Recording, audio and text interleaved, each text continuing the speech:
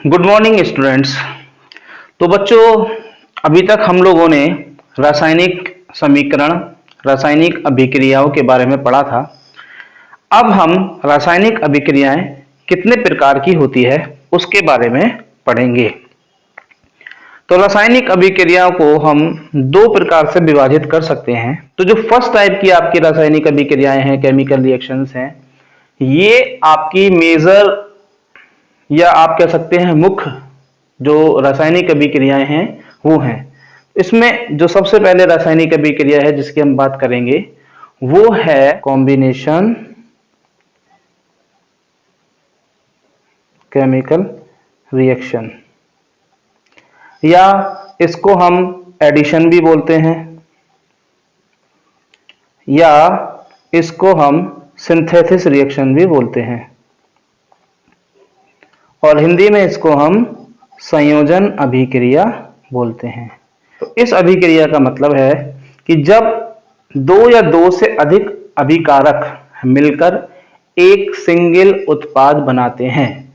Means जब आपके पास में एक या दो अभिकारक हैं, मींस जैसे ए और बी, और ये मिलके आपका एक सिंगल उत्पाद बना दें, यानी कि प्रोडक्ट बना दें।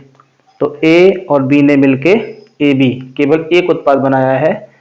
ये अलग था, ये अलग था, और इन दोनों के बीच में हो गया कॉम्बिनेशन, एडिशन या संयोजन, और ये हमारा बन गया ए बी।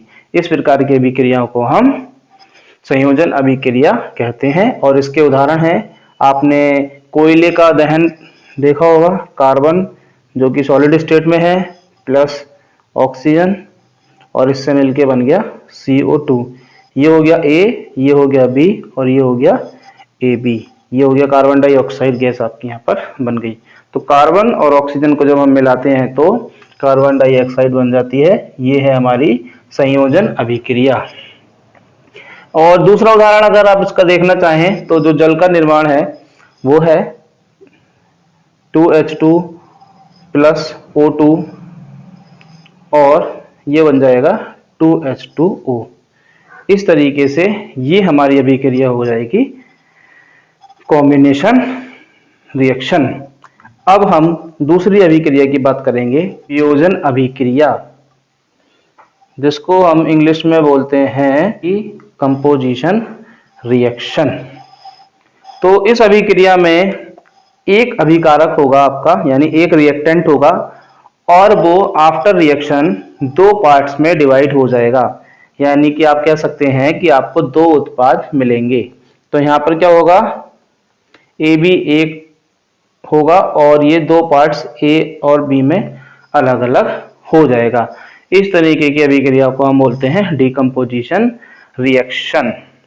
तो इसका उदाहरण है 2HgO, और ये हमारा 2Hg प्लस ऑक्सीजन, दो पार्ट्स में ब्रेक हो जाएगा। वियोजन अभिक्रिया यानी कि एक आपका यौगिक दो अलग अलग भागों में टूटता है, और ये जो टूटने की प्रक्रिया है ये तीन तरीके से संभव है। कैसे? या तो आप उसको ऊष्मा दे दें, या आप उसमें विद्युत धारा प्रवाहित करा दें, या फिर आप उस पर प्रकाश डाल दें।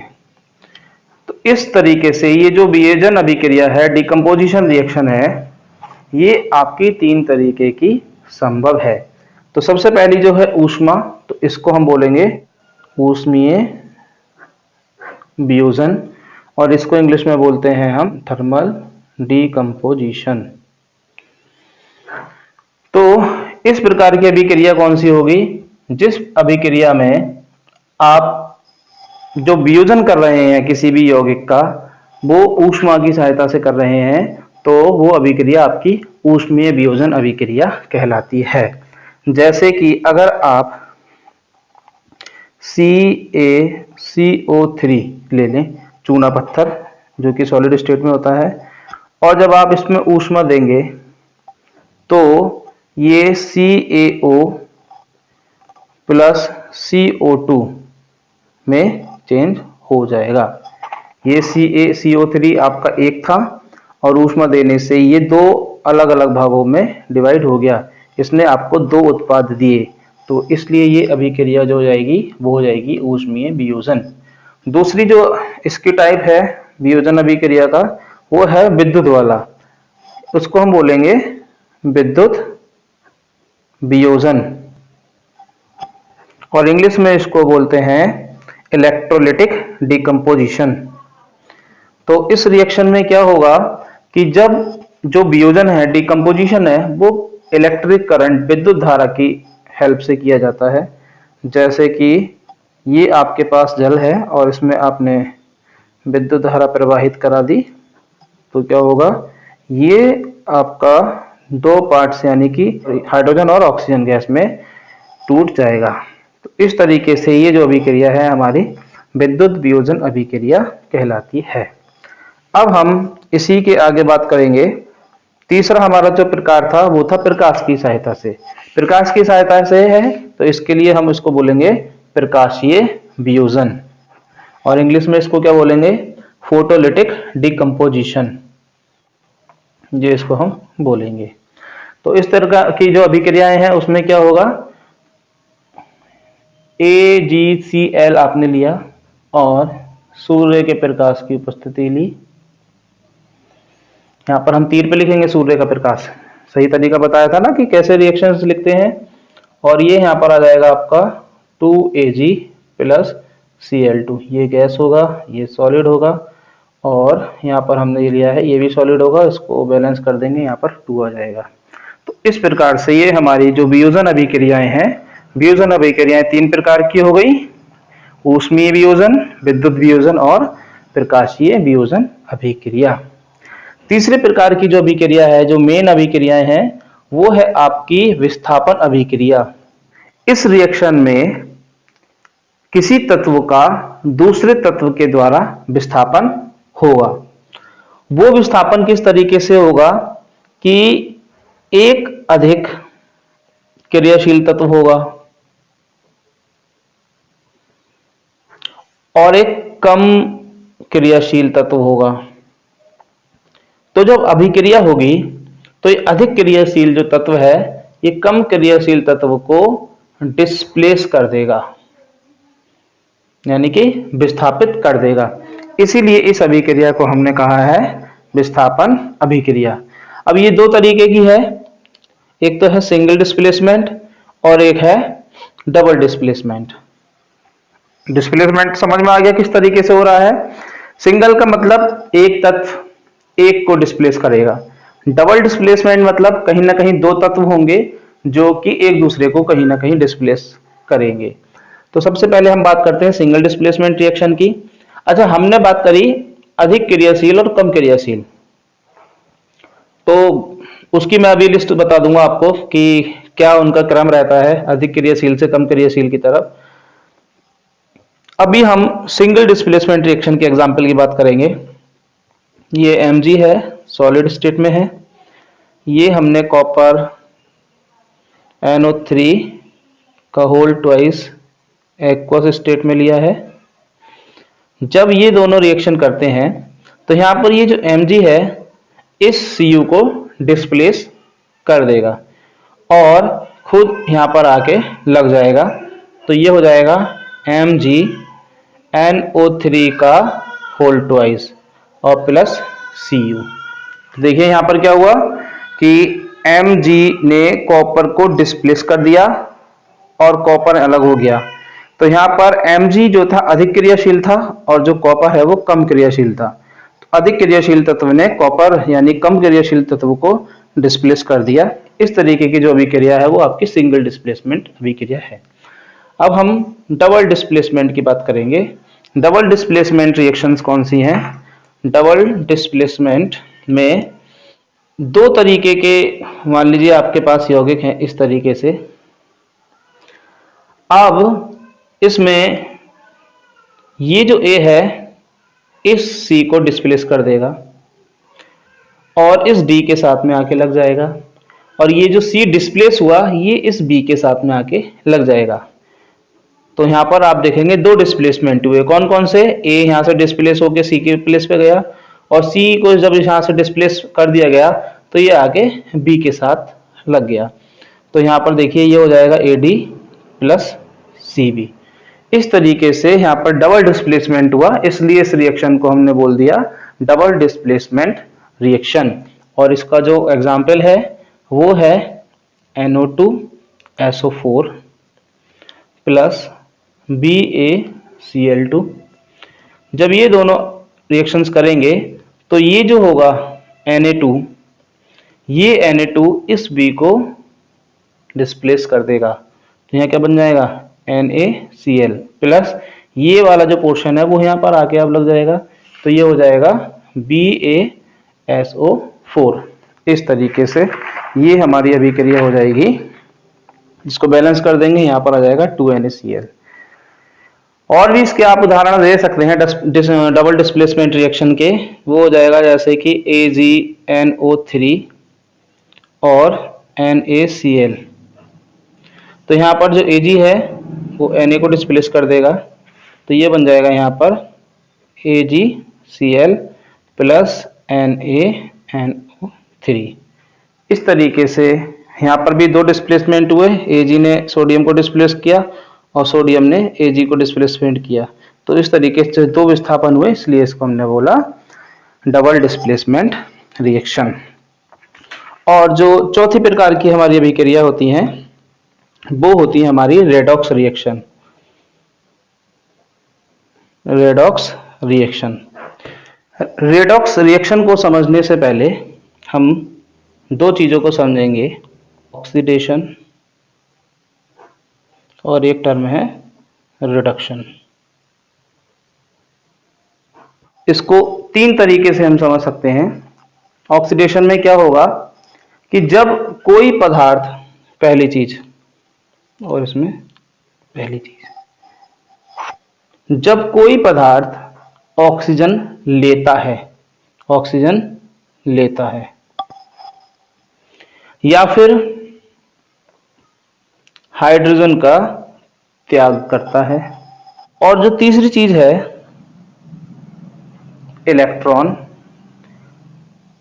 इलेक्ट्रॉन को लॉस करता है।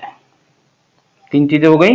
क्या क्या हो गया कि अगर कोई भी पदार्थ ऑक्सीजन को लेता है, एक्सेप्ट करता है, हाइड्रोजन को त्याग करता है यानी छोड़ देता है, या इलेक्ट्रॉन का लॉस करता है, तो वो हमारा कहलाएगा ऑक्सीडेशन। और रिडक्शन की अगर हम बात करें तो कोई भी पदार्थ अगर ऑक्सीजन का लॉस करता है यानी त्याग करता है, हाइड्रोजन की अगर उसमें वृद्धि होती है यानी हाइड्रोजन आके उसमें जुड़ता है, और तीसरा इलेक्ट्रॉन अगर उसमें आके ऐड होता है, तो वो जो हमारा पदार्थ होगा उसका हम कहेंगे कि अपचयन हो रहा है। Oxidation, reduction. अब हम इसके एग्जाम्पल की बात करते हैं। सबसे पहले हम बात करेंगे ऑक्सीडेशन की, तो Mg प्लस O2 ये बन जाता है 2MgO। तो यहां पर देखिए क्या हुआ, Mg के साथ ऑक्सीजन ऐड हुआ और ये बन गया MgO। इस अभिक्रिया में Cu से ऑक्सीजन अलग हो जाएगा और हाइड्रोजन से जुड़ जाएगा, यानी हाइड्रोजन गैस के साथ में ऑक्सीजन जुड़ जाएगा, यानी कि ये वाली स्टेप हो गया। तो यहाँ पर H2 का ऑक्सीडेशन हो गया। ठीक है। तीसरी बात जो है हम अभी समझेंगे वो किस तरीके से है। अभी हम बात करेंगे रिडक्शन वाले उदाहरण की। तो रिडक्शन के उदाहरण की हम बात करें तो अपचयन क्या है हमारा, ऑक्सीजन का बाहर निकलना यानी ह्रास होना। तो ZnO प्लस कार्बन, यहाँ पर जिंक से ऑक्सीजन निकलेगा यानी कि Zn से निकल गया और यहाँ पर कार्बन मोनोऑक्साइड गैस ये बन जाती है। तो इस तरीके से यहाँ से हाइड्रोजन जो ऑक्सीजन था वो निकल के किस पे आ गया, कार्बन पे, और उसने क्या बना दिया CO, और यहाँ पर ये जिंक अकेला रह गया। तो यहाँ पर जो जिंक है उसका हम बोलेंगे कि क्या हुआ है, अपचयन हुआ है।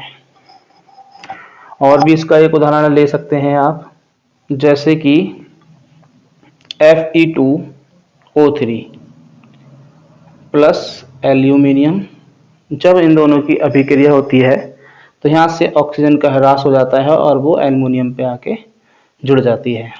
तो एल्युमिनियम के साथ में ऑक्सीजन आके जुड़ गई और ये जो आयरन है वो अलग रह जाएगा। इसको बैलेंस कर लेंगे इस तरीके से, Al है तो 2Al ये हो जाएगा। ठीक है, तो यहाँ पर Fe से ऑक्सीजन का ह्रास हो गया, तो यहाँ पर जो Fe है उसका हो गया अपचयन यानी कि रिडक्शन। ठीक है, और जो तीसरी बात हम कर रहे थे कि इलेक्ट्रॉन लॉस और इलेक्ट्रॉन गेन वाली, तो उसको हम एक उदाहरण से समझ सकते हैं कि जैसे आप Na लीजिए और इसकी अभिक्रिया Cl से कराइए तो यहाँ पर NaCl बन जाएगा। ठीक है, अब एक चीज को यहाँ पर समझिए कि अगर ये जो सोडियम है इसमें से एक इलेक्ट्रॉन का लॉस हो जाए तो इस पे कैसा चार्ज आ जाएगा, Na+, और अगर Cl पे एक इलेक्ट्रॉन ऐड हो जाए तो इस पे कैसा चार्ज आ जाएगा, Cl ये माइनस। तो अब इस अभिक्रिया को देखिए जरा, ये बनता है NaCl, तो यहाँ पर आप देखेंगे इस पे प्लस साइन होता है, इस पे माइनस साइन होता है। इसका मतलब ये जो है सोडियम वाला पार्ट, इसमें एक इलेक्ट्रॉन का लॉस हुआ होगा और जो Cl वाला पार्ट है इसमें जो इलेक्ट्रॉन है उसका गेन हुआ है, यानी उसमें इलेक्ट्रॉन ऐड हुआ है। तो जब ये इलेक्ट्रॉन लॉस होता है तो वहां पर होता है ऑक्सीडेशन, और जहां पर ये इलेक्ट्रॉन गेन हुआ है तो होता है रिडक्शन। तो इस तरीके से हम किसी भी अभिक्रिया में पहचान सकते हैं कि कौन से एलिमेंट का ऑक्सीडेशन होता है और कौन से एलिमेंट का रिडक्शन होता है। अब ये जो ऑक्सीडेशन है और रिडक्शन है, ये ऐसा नहीं है कि केवल सिंगल किसी भी इक्वेशन में हो रहे हैं। ये ऑक्सीडेशन और जो रिडक्शन की टर्म है ये दोनों मिलके किसी न किसी एक इक्वेशन में होती है। अगर किसी एक एलिमेंट का ऑक्सीडेशन होता है तो किसी दूसरे एलिमेंट का रिडक्शन हुआ होता है। तो इस प्रकार की अभिक्रियाएं जिसमें ऑक्सीडेशन और रिडक्शन दोनों एक साथ हो रही हो तो उसको हम बोलते हैं रेडॉक्स रिएक्शन। क्या बोलते हैं, रेडॉक्स रिएक्शन। क्या होगा इसमें, ऑक्सीडेशन एंड रिडक्शन दोनों होंगे। कैसे, अब देखिए, जैसे अब हम इसी एग्जांपल की बात करें जो हमने ऑक्सीडेशन में पढ़ा था, CuO+H2 वाला। तो देखिए क्या था, CuO+H2 और हमको क्या मिला, Cu+H2O। तो यहां से ऑक्सीजन हट गया है ना, और ये बना Cu। यहां पर ऑक्सीजन जुड़ गया तो ये हमारा बना H2O। जब ऑक्सीजन हटता है तो क्या होता है, रिडक्शन। जब ऑक्सीजन जुड़ता है तो क्या होता है, ऑक्सीडेशन। तो यानी कि ये जो टर्म है जहां पर Cu से O हटा है तो यहां पर क्या होगा, रिडक्शन यानी कि अपचयन यानी कि रिडक्शन। और जहां पर ऑक्सीजन आके जुड़ा है वहां पर क्या होगा, उपचयन यानी कि ऑक्सीडेशन। और एक एग्जांपल लेते हैं इस तरीके का जिससे आपको और ज्यादा अच्छे से समझ में आ जाए। MnO2 प्लस 4HCl, इसमें देखिए आप, इसमें क्या होगा कि ये जो ऑक्सीजन है यहां से हट जाएगा और H2H के साथ में लग जाएगा। ठीक है, और ये जो बनेगा हमारा बनेगा MnCl2 plus 2H2O plus Cl2। अब देखिए इसमें क्या क्या हुआ, ये जो Cl है इस Cl में से H हट गया यानी कि हाइड्रोजन हट गया, और जब हाइड्रोजन हटता है तो क्या होता है, ऑक्सीडेशन। तो ये वाली जो टर्म है जहां से हाइड्रोजन हटा, ये कौन सी टर्म हो जाएगी? ऑक्सीडेशन, यानी कि उपचयन, यानी कि ऑक्सीडेशन। जहां पर ऑक्सीजन हटा होगा उसको क्या बोलते हैं? रिडक्शन। तो यहां से ऑक्सीजन हट गया, तो देखिए, ये देखिए, ये क्या हो गया? रिडक्शन, यानी कि अपचयन। तो इस तरीके से ये हमारी रिएक्शंस हो गई रेडॉक्स रिएक्शन। तो हमने जो बात की थी कि रासायनिक अभिक्रियाएं आपकी हमने दो कैटेगरी में डिवाइड की थी। एक थी मेन, जो मेजर अभिक्रियाएं थी, रिएक्शंस थी। तो उन मेजर रिएक्शंस में हमारी कौन कौन सी आ जाएंगी? Combination, decomposition, 3 parts of decomposition, thermal decomposition, electrolytic decomposition, photolytic decomposition. ठीक है। उसके बाद डिस्प्लेसमेंट रिएक्शन, विच जो कि दो तरीके की हैं, सिंगल डिस्प्लेसमेंट, डबल डिस्प्लेसमेंट, और उसके बाद रेडॉक्स रिएक्शंस। तो ये आपकी जो है मेजर रिएक्शंस हैं। इनके अलावा भी जो कुछ रिएक्शंस हैं, जो मैंने बताया था कि इन्हीं रिएक्शंस में से ही जो आपकी जो मेजर रिएक्शंस हैं, कुछ कुछ रिएक्शंस में कुछ अलग तरीके की फिजिकल अपीयरेंस आती है, उसके बेस पर हमने उन्हें अलग नाम दे रखा है। तो सबसे पहली अभिक्रिया है ऊष्मक्षेपी अभिक्रिया, एक्सोथर्मिक रिएक्शन। तो ये वो रिएक्शंस हैं जिसमें आपके उत्पाद तो बनेंगे ही, साथ में आपको ऊर्जा भी मिलेगी। जैसे जब आप मीथेन गैस का दहन कराते हैं तब आपको CO2 गैस मिलती है, प्लस H2O मिलता है, प्लस ऊष्मा मिलती है। अगर आप दूसरा उदाहरण सोचें तो कार्बन को जब आप ऑक्सीजन के साथ रिएक्ट कराते हैं तो CO2 गैस मिलती है और आपको यहाँ पर ऊष्मा मिलती है। तो इस तरीके की अभिक्रियाएं जिसमें आपको ऊष्मा मिलती है, ऊष्माक्षेपी अभिक्रियाएं कहलाती हैं। क्षेपी मतलब छोड़ना, क्या चीज छोड़ेगी? ऊष्मा। तो ऊष्माक्षेपी का मतलब जो अभिक्रियाएं आपकी ऊष्मा छोड़ती हैं। दूसरी जो अभिक्रिया है वो है ऊष्मा शोषी अभिक्रिया। इसको बोलते हैं एंडोथर्मिक रिएक्शन। ये अभिक्रिया इसकी बिल्कुल जस्ट अपोजिट है, उल्टी है। शोषी मतलब शोषित करना, ऊष्मा मतलब ऊष्मा को। तो ऐसी अभिक्रिया है जिसमें अभिकारक को तोड़ने के लिए ऊष्मा चाहिए, वो हमारी ऊष्मा शोषी अभिक्रियाएं कहलाती हैं। जैसे CaCO3 को जब आप ऊष्मा देते हैं या गर्म करते हैं तो ये आपका ब्रेक हो जाता है दो पार्ट्स में, CaO में और CO2 में। अगर आप ये ऊष्मा नहीं देंगे तो ये अभिक्रिया नहीं होगी।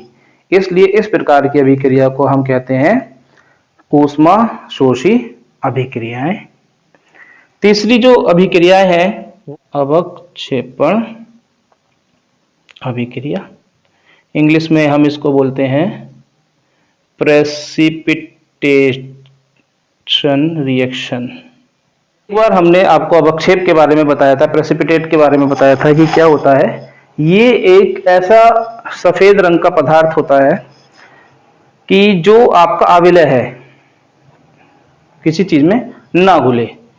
तो कुछ ऐसी अभिक्रियाएं हैं जहां पर आपका अवक्षेप बनता है, उन अभिक्रियाओं को हम अवक्षेपण अभिक्रियाएं यानी कि प्रेसिपिटेशन रिएक्शन कहते हैं। उदाहरण के लिए Na2SO4 प्लस BaCl2, जब आप इसको लेंगे तो यहाँ बनेगा BaSO4 plus 2NaCl। Barium sulphate, sodium sulphate, barium chloride, sodium chloride. तो इस अभिक्रिया में ये आपका यहाँ पर बेरियम सल्फेट का अवक्षेप बनता है। तो इस प्रकार की अभिक्रिया को हम अवक्षेपण अभिक्रिया कहते हैं। एक तरह की अभिक्रिया और होती है जिसको हम बोलते हैं उदासीनीकरण अभिक्रिया। इसको हम बोलते हैं इंग्लिश में न्यूट्रलाइजेशन रिएक्शन। न्यूट्रलाइजेशन रिएक्शन, कहीं कहीं यहाँ पर हो सकता है आपको एस भी लिखा हुआ मिल जाए, तो न्यूट्रलाइजेशन रिएक्शन। तो अभी जब आप अगला चैप्टर पढ़ेंगे अम्ल तथा क्षार, एसिड एंड बेस वाला, तो ये उसी का पार्ट है एक तरीके से। तो जब हम एसिड और बेस की अभिक्रिया रिएक्शन कराते हैं तो हमें यहाँ पर साल्ट मिलता है, यानी कि जब हम अम्ल और क्षार की अभिक्रिया कराते हैं तो हमें यहाँ पर लवण मिलता है प्लस जल यानी कि वाटर मिलता है। तो इस प्रकार की अभिक्रिया में क्या होता है कि जो अम्ल का अम्लीय प्रभाव है और जो क्षार का क्षारीय प्रभाव है वो प्रभाव एक दूसरे से कैंसिल हो जाते हैं। तो इस प्रकार से हमें लवण मिल जाता है और इस प्रकार की अभिक्रिया को हम न्यूट्रलाइजेशन यानी उदासीनीकरण अभिक्रिया कहते हैं। जैसे कि इसका उदाहरण लीजिए आप NaOH, इसको आप एक्वस स्टेट में ले लीजिए, HCl इसको भी एक्वस स्टेट में लीजिए और यहाँ पर हमें एक साल्ट NaCl मिल जाएगा और H2O मिल जाएगा, ये हमें लवण मिल जाएगा सोडियम क्लोराइड। तो इस तरीके की अभिक्रियाएं जो अम्ल और क्षार की हैं और दोनों ही मतलब अम्ल क्षार का प्रभाव खत्म कर देगा और क्षार अम्ल का प्रभाव खत्म कर देगा और आपको लवण मिल जाएगा। तो इस प्रकार की अभिक्रियाओं को हम उदासीनीकरण अभिक्रिया कहते हैं। तो ये जो चार हमने अभिक्रियाओं की बात की, ये वो अभिक्रियाएं हैं जो आपकी जो अभी हमने मेन अभिक्रियाएं पढ़ी थी, है ना, उसी के ही पार्ट है, लेकिन कहीं ना कहीं थोड़ी सी अलग विशेषता है। उस विशेषताओं के आधार पर हमने जो उनको अलग से यहाँ पर हमने दिखा दिया, जिसमें आपकी ऊष्माक्षेपी, ऊष्माशोषी, अवक्षेपण, उदासीनीकरण अभिक्रिया है। एक चीज जो मैंने और आपसे बात की थी, थोड़ा सा मैं आपको ध्यान दिलाऊं किस चीज के बारे में, डिस्प्लेसमेंट रिएक्शन के बारे में। कहाँ है डिस्प्लेसमेंट रिएक्शन, ये वाला है। तो मैंने आपसे बात की थी कि डिस्प्लेसमेंट रिएक्शन में क्या होता है, अधिक क्रियाशील कम क्रियाशील को विस्थापित कर देती है। तो मैं यहाँ पर आपको बता देता हूँ, एक चार्ट सा बना देता हूँ कि इस जगह पर ही कि कम क्रियाशील कौन सी है, अधिक क्रियाशील कौन सी है। तो ये सबसे ज़्यादा जो है एल्युमिनियम आपकी है, उसके बाद में जिंक है, उसके बाद में क्रोमियम है, उसके बाद में Fe आयरन है, उसके बाद में निकेल है, उसके बाद में Sn है, उसके बाद में Pb है, उसके बाद में Cu है, उसके बाद में Ag है और सबसे लास्ट में Au है। तो सबसे अधिक क्रियाशील, उससे कम क्रियाशील, इस तरीके से ये सबसे कम क्रियाशील है। तो जब आप अभिक्रियाएं करेंगे तो देखेंगे, अगर ये आता है, ये मान लीजिए ये दो चीज़ आ जाती हैं तो ये इसको रिप्लेस कर देगा, अगर ये दोनों आ जाते हैं तो ये इसको रिप्लेस कर देगा, ये दोनों आते हैं तो ये इसको रिप्लेस कर देगा। इस तरीके से ये आपकी अधिक क्रियाशील कम क्रियाशील को डिस्प्लेस कर देगी। तो इस तरीके से रासायनिक अभिक्रियाओं के प्रकार के बारे में आपने पढ़ा। आगे हम कुछ और जो पेपर में क्वेश्चंस पूछे जाते हैं इन्हीं रिएक्शन से संबंधित, उसके बारे में बात करेंगे। अभी के लिए इतना ही। Thank you very much.